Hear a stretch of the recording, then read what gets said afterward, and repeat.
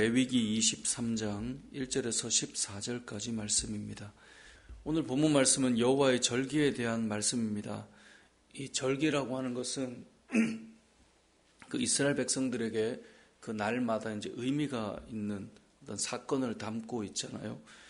그렇게 해서 이들은 절기를 지켰는데 이 절기는 나중에 시간이 흘러 예수 그리스도로 말미암아 이 절기가 어떤 진정한 의미를 가졌는가가 이제 완성되면서 나타나게 됩니다.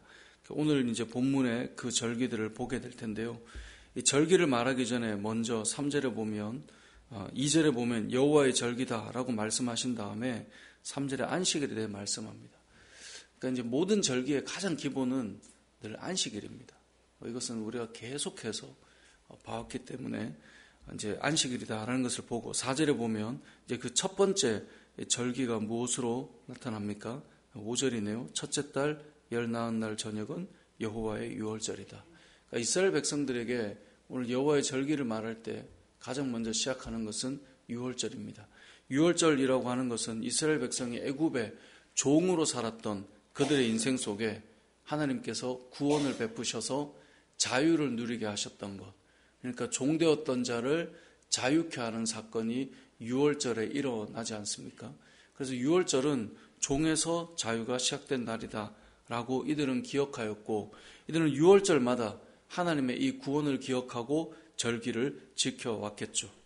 그리고 이 유월절은 긴 세월을 지나 예수 그리스도께서 이 땅에 오셔서 언제 십자가에 달려 죽으시죠? 유월절에 십자가에 달려 죽으심으로 예수님이 진정한 유월절의 어린 양이 되셔서 십자가의 죽으심을 통하여 죄에서 종노릇하던 우리들을 자유케 하심으로, 이것은 구약의 애굽의 종이었다가 자유케 되는 그 사건이 이제는 예수님께서 죄에서 종노릇하던 우리들을 자유케 하는 그 사건으로 완성시켜 가시는 겁니다. 그러니까 구약의 절기는 신약의 예수 그리스도로 완성되는데, 그 첫 번째가 유월절로 애굽의 종이 되었던 그들을 자유케 했듯이 실제로 그 유월절에 십자가에 죽으심으로 죄에서 종노릇하던 우리들을 자유케 하시는 그 역사를 이루어 가셨다라는 것이 신약을 통해 완성됨으로 보여지게 되죠. 오늘 본문에서 그 다음 나오는 절기가 초실절입니다.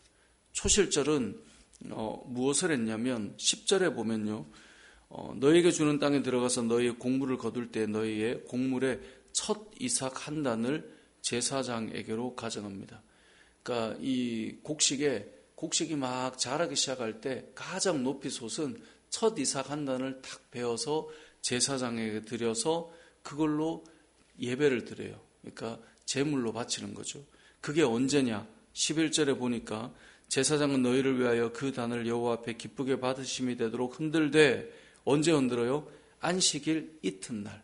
이거 무슨 말이에요? 안식일 다음 날 이 첫 이삭을 하나님 앞에 드리는 그런 예배를 드리는 겁니다. 이게 초실절이에요. 첫 이삭을 베어서 하나님 앞에 드리는 것은 예수 그리스도의 십자가 사건 이후에 예수님께서 언제 부활하시죠? 안식일 다음 날 부활하시죠. 그리고 그 부활하신 예수 그리스도는 모든 인생에게 죄와 사망의 권세, 죽을 수밖에 없는 자들에게 부활의 첫 열매가 되셔서 온 세상이 이 부활의 기쁨을 경험하게 될 것임을 먼저 보여주는 것이거든요.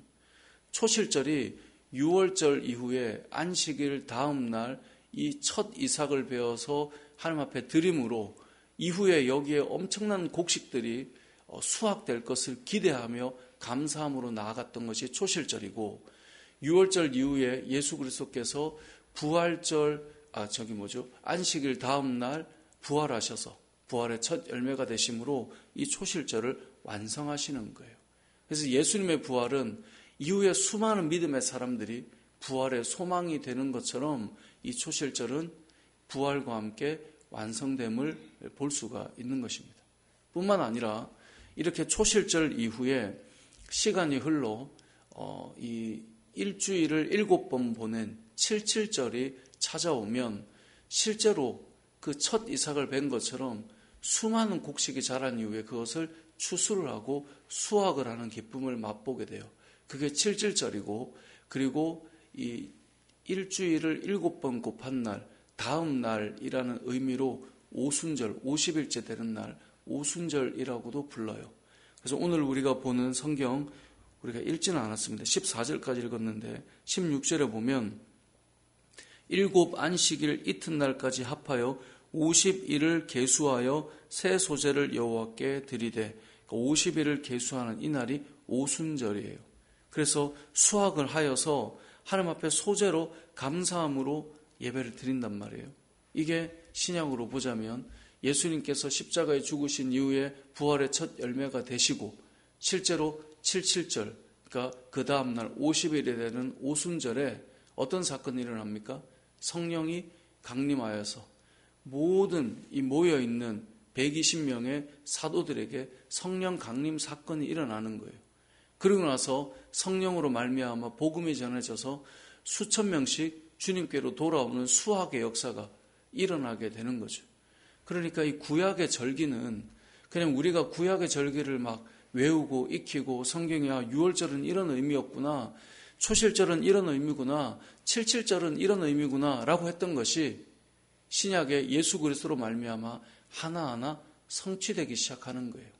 그들은 유월절을 그 긴 세월 동안 지켜왔는데 예수님께서 유월절에 죽으심으로 진정한 죄에서 자유함을 얻도록 하는 구원의 역사를 이루셨고, 이들이 초실절을 지켰듯이 부활의 첫 열매가 되셔서 모든 인생이 부활의 기쁨을 누리게 될 것임을 보여주셨고, 오순절 77절에 이들이 수확을 하며 하나님 앞에 기쁨으로 갔던 것처럼 오순절에 실제로 성령이 강림하셔서 수많은 이들이 성령으로 말미암아 하나님의 역사를 이루어 나갔던 그 역사가 오순절에도 이루어지는 것입니다. 오늘 본문에 나오는, 우리가 이제 14절까지 읽었지만 이게 연결을 오순절까지 보면 좋기 때문에 15절 이하의 21절까지 오순절까지 우리가 보았는데요. 결국 구약의 절기는요, 신약의 예수 그리스도로 온전히 완성된다는 것을 보게 됩니다. 우리가 구약 성경을 읽는 것은 정말 예수님께서 우리의 메시아가 되시는가를 그림자로 보여주시는 것이 예수님이 오셔서 실체로 완성되고 있음을 보는 것입니다.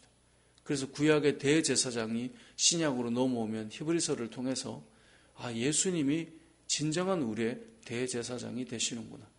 구약의 수많은 제물들이 흠없이 드려져야 했는데 신약으로 넘어오면 그래서 예수님께서 이 땅에 하나님이 오셔야만 흠없는 제물이 되셔서 우리의 진정한 구원을 위한 제단에 드려지는 제물이 되실 수 있는 것이구나.